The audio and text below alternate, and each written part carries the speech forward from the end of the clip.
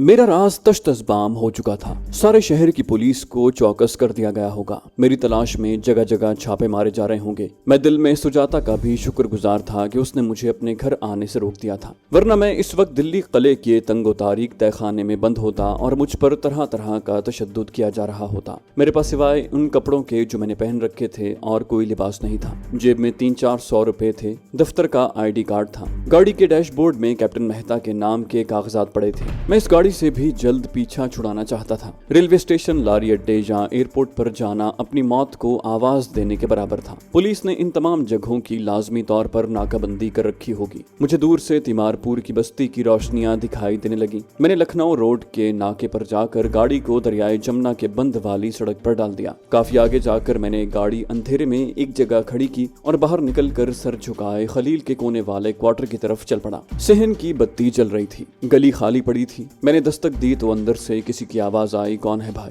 मैंने कोई जवाब न दिया। मुझे खुशी हुई। ये आवाज खलील की थी। मैं दीवार के साथ लगकर खड़ा हो गया। दरवाजा खुला। खलील ने झांक कर बाहर देखा। कौन है यहाँ इस वक्त? मैं रोशनी में आ गया तो खलील मुझे देखता रह गया। फिर उसने गली में दाएं बाएं निगाह दौड़ाई और मुझे इशारे से अंदर बुलाया। खैरियत तो है ना? उसने गर्म चादर मुंह सर पर ओढ़ रखी थी और मुझे साथ लेकर गली से निकला और वीरान तालाब के किनारे अपने गैराज में ले आया। आसपास अंधेरा छाया हुआ था। मैंने उसे अपनी गाड़ी के बारे में बताया तो कहने लगा, मैं इसे बिल्कुल तोड़ फोड़ दूंगा। तुम फिक्र न करो, सुबह तक वो पहचानी नहीं जाएगी। तुम यहाँ आराम से बैठो, अंदर से कुंडी लगा लेना, मैं बाहर से ताला लगा दूंगा। मैंने मुसलमान कैप्टन शाहजी के बारे में पूछा। वो कहने लगा, उनका तबादला बम्बई हो गया है, वो दिल्ली में नहीं है, मैं सुबह सुबह आऊंगा। खलील बाहर निकल गया और मैंने अंदर से कुंडी लगा ली। चारपाई पर लेटकर मैं जाने क्या क्या सोचता रहा और कैसे कैसे मंसूबे बनाता रहा। इसी आलम में किसी वक्त नींद आ गई और जब आंख खुली तो गैराज के बंद दरवाजों में से सुबह का फीका फीका उजाला अंदर आ रहा था। फिर ताला खुला और खलील अंदर आ गया।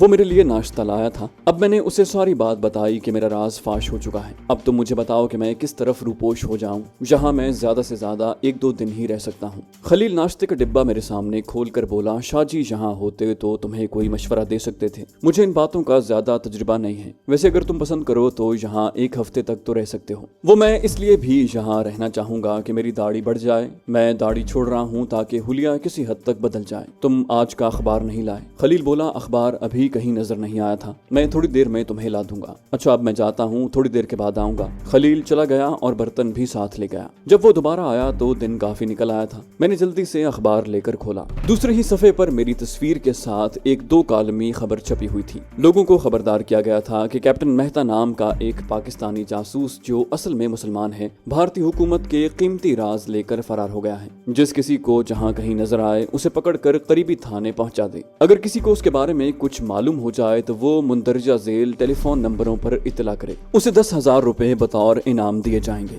मेरी तस्वीर बड़ी नुमायां छपी थी। इस हालत में अगर मैं बाहर निकलता तो किसी भी जगह पकड़ा जा सकता था। मैंने अखबार तह करके खलील को दिया। अब तो मुझे अपना हुलिया बदलने की सख्त जरूरत थी। खलील कुछ सोच कर बोला, तुम दाढ़ी बढ़ा लो, सर मुंडवा लो और खद्दर का कुर्ता पाजामा पहन लो तो तुम्हें कोई नहीं पहचानेगा। दाढ़ी बढ़ते हुए तो 1 महीना लग जाएगा। मैं 1 महीना यहाँ रहकर तुम्हारे लिए कोई मुसीबत खड़ी नहीं करना चाहता। खलील बोला, तुम मेरी परवाह न करो, लेकिन इस गैराज में ज्यादा देर रहना वैसे भी खतरे को दावत देने के बराबर था। मेरे जहन में एक तरकीब आ गई। मैंने खलील से कहा, खलील भाई, मुझे जोगियों वाला लिबास ला दो। मेरा मतलब है गेरुए रंग की 2 चादरें, गिलास में डालने के लिए कुछ मालाएं, एक चप्पल और ऊपर ओढ़ने के लिए एक काला कंबल। खलील ने कहा, ये चीजें तो मैं किसी न किसी तरह पैदा कर दूंगा, मगर तुम जाओगे कहाँ? मैंने कहा, हिंदुस्तान काफी बड़ा मुल्क है, मेरे लिए ज्यादा खतरा शुमाल की तरफ है। मैं जनूबी हिंद की तरफ निकल जाऊंगा। कुछ अरसा किसी गुफा या जंगल के गुमनाम मंदिर में रूपोश हो जाऊंगा। उसके बाद सोचूंगा कि अब मुझे क्या करना चाहिए। खलील ने शाने झटके, जैसे तुम्हारी मर्जी। मैंने उसे कहा कि वो किसी तरीके से मेरे मकान की तरफ जाए और देखे कि वहाँ कैसी सूरत हाल है। उसने जाने का वादा किया और गैराज को बाहर से ताला लगाकर चला गया। दोपहर को मेरे लिए नान कबाब लेकर वापस आया तो कहने लगा, तुम्हारे मकान पर पुलिस की पूरी गार्ड बैठी हुई है।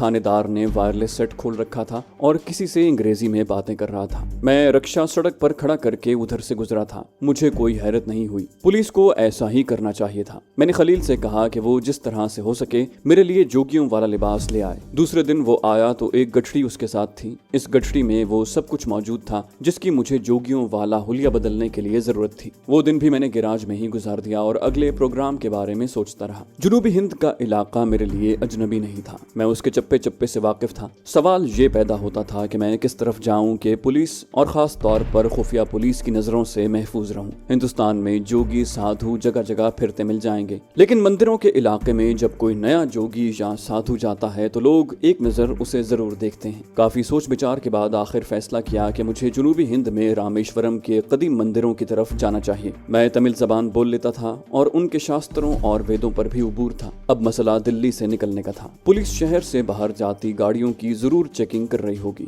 इसलिए बजरिया सड़क दिल्ली से बाहर निकलना ज्यादा खतरनाक बात थी। ट्रेन का मामला ये था कि अगर एक बार मैं उसमें सवार हो जाता तो फिर कम से कम किसी दूसरे बड़े स्टेशन तक महफूज हो जाता। दूसरे रोज खलील ने मुझे आकर बताया कि तमिलनाडु पैसेंजर ट्रेन दिल्ली से रात के 2 बजे चलती है। ये गाड़ी मेरे लिए मौजू थी। मैंने उसी पर सफर करने का फैसला कर लिया। हिंदुस्तान में साधु और जोगी लोग ट्रेन में सफर करते हुए टिकट नहीं खरीदते, लेकिन मैंने खलील को पैसे देकर कहा कि वो मेरे लिए दिल्ली से मद्रास तक का 3rd क्लास का एक टिकट ले आए। मैंने खलील की मदद से अपने सर के सारे बाल मूंड डाले, दाढ़ी भी मूंड डाली और जोगियों वाले कपड़े पहन लिए थे। माथे पर केसर का तिलक लगाया और गले में मनकों की मालाएं डाली। रात के 1 बजे तक मैं खलील भाई के गैराज में ही रहा। उसके बाद अल्लाह का नाम लेकर जोगी के भेस में वहां से निकल पड़ा। दरियाए जमुना बंदर रोड के पास खलील ने रक्षा खड़ा कर रखा था। रक्षा स्टार्ट हुआ और हम रेलवे स्टेशन की तरफ रवाना हो गए। खलील ने रेलवे यार्ड की जनूबी दीवार के पास रक्षा रोक दिया। मैंने नीचे उतरकर उसे गले लगाकर उसका शुक्रिया अदा किया और खामोशी से दीवार के टूटे हुए शिगाफ में से होकर रेलवे यार्ड में आ गया। सामने स्टेशन के प्लेटफॉर्मों की बत्तियां जगमगा रही थी। चलते चलते मैं प्लेटफॉर्म नंबर 4 पर पहुंचा तो एक कुली से मालूम किया कि मद्रास जाने वाली तमिलनाडु पैसेंजर ट्रेन कहाँ मिलेगी। उसने बताया कि वो प्लेटफॉर्म नंबर 7 पर खड़ी है। मैं प्लेटफॉर्म नंबर 7 पर आ गया। रात आधी से ज्यादा गुजर गई थी, फिर भी स्टेशन पर काफी रौनक थी। मेरी उकाबी निगाहें वहीं पुलिस के उन 2 सिपाहियों को देख रही थी जो टी स्टॉल पर खड़े सिगरेट पी रहे थे। वो आपस में बातें करने में मसरूफ थे। मैं स्टॉल के पीछे होकर आगे निकल गया। इंजन के करीब 3 डिब्बे छोड़कर एक डिब्बे में घुस गया। मुसाफिरों ने मुझे बड़ी इज्जत से जगह दे दी और मुझे धन्यवाद कहते हुए बड़ी शान से बराजमान हो गया। प्लेटफॉर्म की घड़ी के मुताबिक ट्रेन चलने में अभी 20 मिनट बाकी थे। ये 20 मिनट कयामत के 20 मिनट साबित हो रहे थे। खुदा खुदा करके गाड़ी चली। मैंने इत्मीनान का सांस लिया। पैसेंजर ट्रेन थी, फरीदाबाद रुकी, वहां से चली तो बीच के चंद स्टेशन उसने छोड़ दिए और बुलंद शहर पर आकर ठहर गई। मुसाफिरों ने मुझे बताया कि ये ट्रेन ग्वालियर से आगे एक्सप्रेस बन जाती है। मुझे खुशी हुई क्योंकि मैं जितनी जल्दी हो सके शुमाली हिंद के इलाके से निकलकर जनूबी हिंद के दूर उफ्तादा सूबों में पहुंच जाना चाहता था। दौरान सफर कोई खास बात नहीं हुई थी। अगले रोज सुबह 9 बजे नागपुर का जंक्शन आ गया। उस स्टेशन पर पुलिस की नफरी ज्यादा ही थी। शायद वहाँ कोई वाकया या हादसा हो गया था। सिपाही एक एक डिब्बे में झांक कर देख रहे थे। मैं आंख बचाकर इंजन की तरफ चला आया। यहाँ इंजन बदला जाना था और ट्रेन को काफी देर रुकना था। मैंने टी स्टॉल से चाय पी और वापस आकर अपनी निशिस्त पर बैठ गया। बड़ी मुश्किल से ट्रेन नागपुर से चली। अब ट्रेन आंध्र प्रदेश में दाखिल हो गई। पहले निजामाबाद आया, फिर हैदराबाद और फिर करनौल। दिल्ली से मद्रास तक का सफर बड़ा तवील और थका देने वाला था। मद्रास पहुंचते पहुंचते रात हो गई। 11 बज रहे थे जब तमिलनाडु एक्सप्रेस मद्रास के बहुत बड़े रेलवे स्टेशन में दाखिल हुई। यहाँ से मुझे मदुरा की गाड़ी पकड़नी थी क्योंकि रामेश्वरम को मदुरा से होकर जाना पड़ता था। दूसरे मुसाफिरों के साथ मैं भी ट्रेन से बाहर निकल आया। डिब्बे में ही एक मद्रासी ने मुझे बताया था कि मदुरा या मजुरा जाने वाली गाड़ी मुझे सुबह 7 बजे मिलेगी। ये वक्त जाहिर है मुझे रेलवे स्टेशन पर ही गुजारना था और वेटिंग रूम से बेहतर कोई दूसरी जगह निस्बतन महफूज नहीं हो सकती थी। चुनाचे मैं प्लेटफॉर्म पर उतरते ही 2nd क्लास वेटिंग रूम की तरफ चल दिया। कुछ मुसाफिर बेद की आराम कुर्सियों और दीवान पर गहरी नींद सो रहे थे। गुस्ल खाने में जाकर ताजा दम हुआ और वेटिंग रूम के कोने में रखी गद्देदार कुर्सी पर बैठ गया। कुछ देर बाद दरवाजा खुला और एक सिपाही अंदर दाखिल हुआ। उसे मैंने नागपुर स्टेशन पर देखा था। सिपाही ने भी 1-2 बार मेरा जायजा लिया और मुझे उसकी निगाहों में अपने लिए शक सा महसूस हुआ।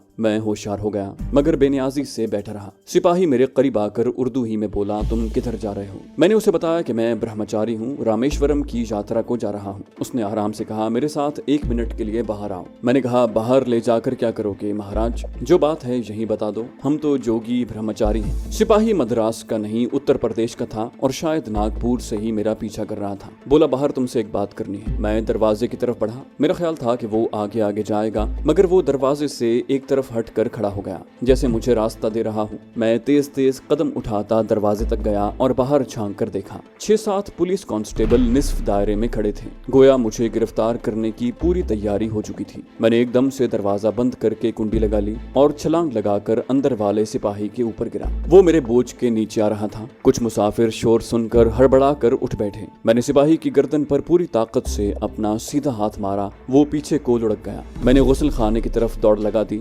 जिसकी वाहिद खिड़की सफेद धुंधले शीशे से बंद कर दी गई थी। मैंने कोहनी मारकर शीशा चकनाचूर कर दिया और दूसरी तरफ कूद गया। दूसरी तरफ एक तंग सी कचरा गली थी। मैं एक तरफ दौड़ने लगा। गली पार की तो आगे एक खुली जगह आ गई, जहाँ रात के अंधेरे में एक क्वार्टर के बाहर बल्ब रोशन था। मैं छलांग लगाकर क्वार्टर की दीवार फांद कर दूसरी तरफ एक और अहाते में आ गया, जहाँ मुझे रेलवे लाइन और सिग्नल की लाल सब्ज बत्तियां नजर आईं। मैंने अहाते को दौड़कर पार किया और रेलवे लाइन के साथ साथ जितनी तेजी से चल सकता था सामने की जानिब चलने लगा। मेरा जोगियाना लिबास मेरे रास्ते में बुरी तरह हायल हो रहा था। मुझे कुछ पता नहीं था कि मैं जिधर जा रहा हूँ कहाँ पहुँचूंगा। दाएं जानिब रेलवे गोदाम की ढलवान छतें नजर आ रही थी। सामने से एक इंजन शंट करता चला रहा था, जिसके पीछे 2-3 डब्बे लगे हुए थे। इंजन की रफ्तार सुस्त थी। जूं ही वो मेरे करीब से गुजरा, मैं लपक कर एक डिब्बे में चढ़ गया। इंजन रेलवे यार्ड में जाकर एक माल गोदाम के पीछे जाकर रुक गया, जहाँ से शायद उसने लाइन तब्दील करनी थी। वो वापस उल्टा चलने लगा तो मैं दूसरी तरफ उतर गया, जहाँ कांटेदार बाड़ लगी थी। उसके पीछे मद्रास की कोई आबादी थी, जिसकी रोशनियां अंधेरे में झिलमिला रही थी। कांटेदार तारों में से इंतहाई एहतियात से गुजरकर मैं बस्ती की तरफ तेज तेज कदमों से चलने लगा। मुझे डर था कि अभी पीछे से पुलिस की गाड़ी आकर मुझे गिरफ्तार कर लेगी, लेकिन मैं स्टेशन से कुछ ऐसी उल्टी समत को दौड़ा था कि सिपाही शायद स्टेशन की शुमाली जानिब अभी मुझे तलाश करते फिर रहे थे। मद्रास और उसके कुर्बो जवार का इलाका मेरा देखा भाला था, लेकिन मुसीबत ये थी कि यहाँ भी मैं दो एक संगीन वारदातों में पुलिस को मतलूब था। अगरचे पुलिस के पास मेरे खिलाफ कोई सबूत नहीं था, लेकिन अब तो हिंदुस्तान के सारे सूबों की खुफिया पुलिस को मेरी तस्वीर और कारनामों से आगाह कर दिया गया होगा। साधुओं वाला भेस मेरी शक्ल और उंगलियों के निशान नहीं बदल सकता था। ये बड़ा कच्चा काम था। दिन निकलने पर अगर किसी जगह किसी पुलिस वाले या खुफिया वाले का आमना सामना हो जाता है तो वो मुझे पहचान सकता है। इन हालात में मैं कोई भी भेस बदल कर क्यों न फिरूं, मुझे यकीनन पहचान लिया जाएगा। मेरे लिए रूपोश होने का एक ही तरीका था कि मैं रामेश्वरम के मंदिरों का रुख करने के बजाय तमिलनाडु के जंगलों को अपना ठिकाना बनाकर कुछ अरसा वहां गुजारूं।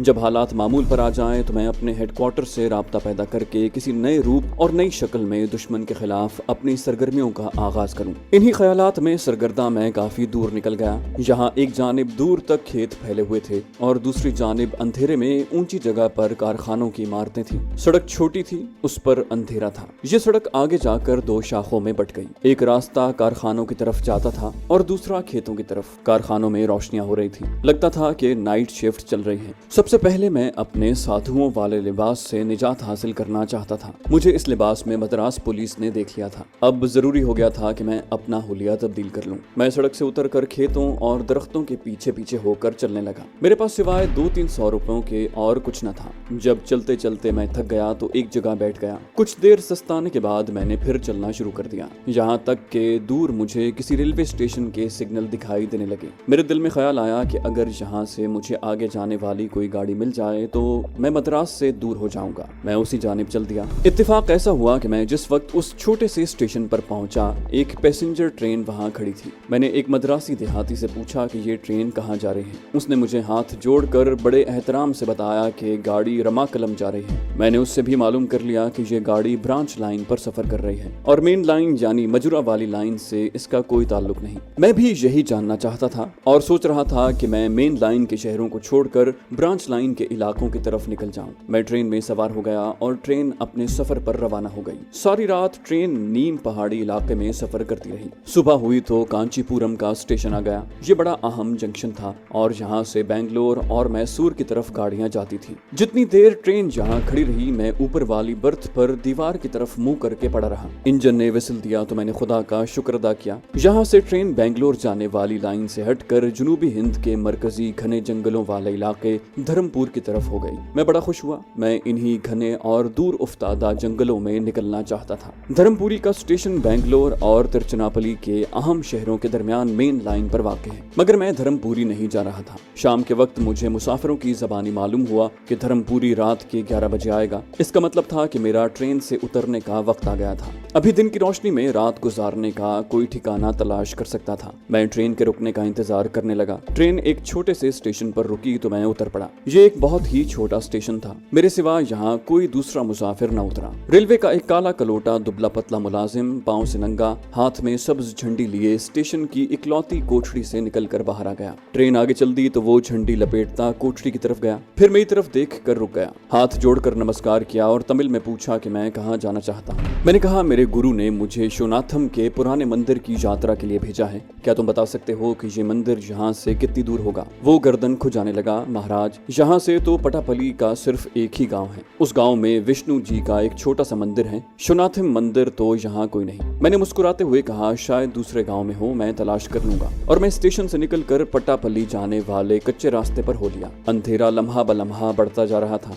मैं गाँव की तरफ नहीं जाना चाहता था ताकि यहाँ कोई मेरा गवाह न बन सके। स्टेशन पर जो आदमी मुझे मिला था वो नागुजीर था। मैं उससे बच नहीं सकता था। मैंने जानबूझकर उससे शोनाथम के मंदिर का पूछा था। मुझे मालूम था कि ये मंदिर शुमाल मगरिब की तरफ कर्नाटक में मैसूर के करीब वाक़ है। यूं अगर पुलिस मेरी तलाश में वहां आती भी है तो वो गलत रास्ते पर पड़ सकती थी, क्योंकि मैंने अपना रुख गाँव के करीब से जुनूब मशरिक की तरफ फेर लिया था। मैंने गाँव वाली कच्ची सड़क छोड़ दी थी और खेतों में से गुजर रहा था। फिर खेत भी खत्म हो गए और वीरान पथरीला इलाका शुरू हो गया जहाँ दरख्तों की बहुतात थी। मैं बहुत देर तक चलता रहा, हत्ता कि रात काफी गहरी हो गई। अब जरूरत थी कि मैं रात बसर करने के लिए कोई महफूज ठिकाना बना लूं। ऐसी कोई जगह जंगल में नजर न आ रही थी। दरख्तों से निकलकर एक थोड़ी सी खुली जगह पर आया तो अंधेरे में छोटे से चबूतरे पर एक समाधि देखी, जहाँ रात गुजारी जा सकती थी। समाधि की बुर्जी से टेक लगाकर मैं नीम दराज हो गया। मच्छरों ने तंग करना शुरू कर दिया। माचिस मेरे पास मौजूद थी। घास फूस इधर उधर से इकट्ठी करके वहाँ धूनी लगा दी। धुएं की वजह से मच्छरों से काफी निजात मिल गई। मैं चल चल कर थक गया था। थोड़ी देर बाद ही मुझे नींद आ गई। खुदा जाने रात कितनी गुजर चुकी थी कि इंसानी आवाजों से मेरी आंख खुल गई। मुझे अंधेरे में 3 इंसानी साए अपने करीब आते नजर आए। उनमें से एक कह रहा था कोई साधु जोगी है, सोया रहने दो। दूसरा कहने लगा यहाँ कैसे आ गया। तीसरे की आवाज आई जोगी लोग जंगलों में ही फिरा करते हैं, इसे छोड़ो और उस औरत को तलाश करो जिसका सर उतारने के लिए हम यहाँ आए हैं। मेरे कान खड़े हो गए। ये लोग किसी औरत को कत्ल करने के इरादे से निकले थे। मुझे उनके हाथों में लंबे लंबे छुरे नजर आए। उन्होंने रात के अंधेरे में इधर उधर देखा और फिर जुनूबी दरख्तों वाले टीले की तरफ चल दिए। मेरी जान में जान आई। ये कमबख्त मुझे सोते में कत्ल कर सकते थे। जोगियाना भेस ने मेरी जान बचाई थी। मैं वहीं समाधि के पास लेटा रहा, मगर उसके बाद मुझे नींद न आई। बाकी रात मैंने जाग कर गुजार दी। जब दिन का उजाला हुआ तो उठा और जुनूबी टीले से हटकर मशरिक की तरफ चलने लगा। आगे एक छोटा सा पहाड़ी नाला बह रहा था, जहाँ मैंने मुंह हाथ धोया और फिर नाले के साथ साथ ही चलने लगा। खुशकिस्मती से एक जगह नारियल का पेड़ मिल गया। उसके नीचे 2-4 नारियल गिरे पड़े थे। उन्हें तोड़कर प्यास और भूख मिटाई। यहाँ दरख्तों के दरमियान एक छोटी सी पगडंडी पर चलता रहा। बस्ती तो न आई, अलबत्ता जंगल ज्यादा घना हो गया था। एक झुग्गी दिखाई दी जो बाएं जानिब दरख्तों के दरमियान बनी हुई थी। मैं झुग्गी की तरफ बढ़ा। ये एक छोटी सी झोंपड़ी थी जिसकी छत दरख्तों की शाखें डालकर बनाई गई थी। उसका दरवाजा छापे की तरह था जो आधा खुला था। वहाँ कोई इंसान नजर नहीं आया तो मैं झोंपड़ी के अकब में आ गया। एक जानिब जरा फासले पर पुराने तालाब की मुंडेर नजर आ रही थी। तालाब खुश्क था। झांक कर देखा तो देखता ही रह गया। तालाब के पत्थरों में 3 आदमियों की लाशें पड़ी थी। उनकी हालत खराब हो रही थी और उनका रंग सब्ज और स्याह हो रहा था। तालाब के अंदर से बदबू उठ रही थी। साफ लग रहा था कि इन आदमियों को सांप ने काटा है। कहीं ये वही आदमी तो नहीं जो आधी रात को यहाँ किसी औरत को कत्ल करने आए थे। तालाब के पास खड़ा नहीं हुआ जाता था। मैं जल्दी से पीछे हट गया और तेज तेज कदमों से झोंपड़ी के करीब से निकलकर दरख्तों की तरफ चलने लगा।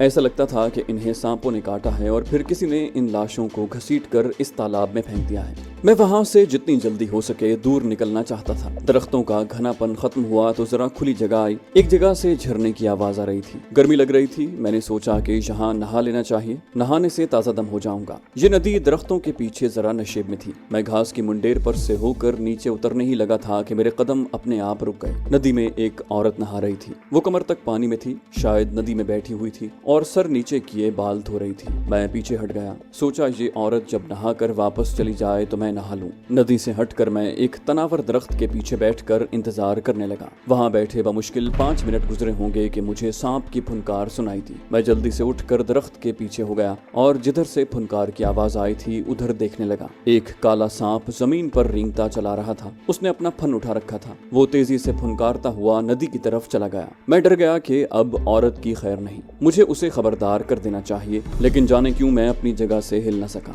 शायद ये सांप की दहशत की वजह से था। सांप मुझे भी डस सकता था। मुझे यकीन था कि अभी नदी की तरफ से औरत की चीख की आवाज सुनाई देगी। मेरे कान चीख की आवाज पर लगे थे मगर ऐसी कोई आवाज न आई। मैंने यही नतीजा निकाला कि सांप दूसरी तरफ से नदी पार करके आगे जंगल में चला गया है। 5 मिनट गुजर गए। जंगल में गहरी खामोशी थी। किसी वक्त कोई परिंदा किसी दरख्त पर से बोलकर उड़ जाता तो इस खामोशी में हल्का सा तमव्वुज पैदा होता और फिर सन्नाटा छा जाता। जब 15-20 मिनट गुजर गए तो मैंने सोचा कि औरत तो जा चुकी होगी। मैं दरख्त के पीछे से निकलकर आहिस्ता आहिस्ता चलता घास की मुंडेर पर आ गया। झांक कर नशेब में देखा तो मेरा दिल उछल कर हलक के करीब आ गया। वही जामनी रंग वाली औरत नदी किनारे घास पर आलती पालती मारे बैठी थी। एक काला सांप उसकी गर्दन में लिपटा हुआ था और वो उसे दूध पिला रही थी। मेरा जहन यकदम सिधा की तरफ चला गया। औरत की पीठ मेरी तरफ थी। उसके गीले बाल जूड़े की तरह पीछे बंधे हुए थे। मेरा दिल अपने आप धड़कने लगा। क्या ये सिधा है? मगर उसका सांप तो मर गया था और वो भी शायद मर चुकी थी। नहीं, ये सिधा नहीं हो सकती। ये कोई और औरत है जिसने कोई सांप पाल रखा है। मैं वापस दरख्त के पास आकर बैठ गया।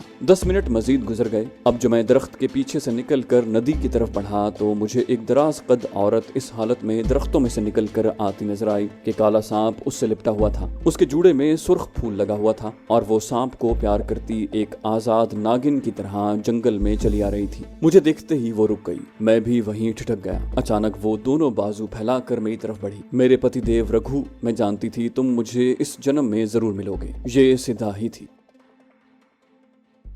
तो दोस्तों, ये थी हमारी आज की एपिसोड। उम्मीद करते हैं आपको हमारी कहानी पसंद आई होगी। जाने से पहले इस वीडियो को लाइक कीजिए और शेयर करना मत भूलिए। कमेंट करके हमें बताइए कि आपको हमारी वीडियो कैसी लगी। और अगर अभी तक आपने इस चैनल को सब्सक्राइब नहीं किया तो इसे सब्सक्राइब कीजिए और बेल आइकन दबाकर ऑल नोटिफिकेशंस ऑन कर लीजिए।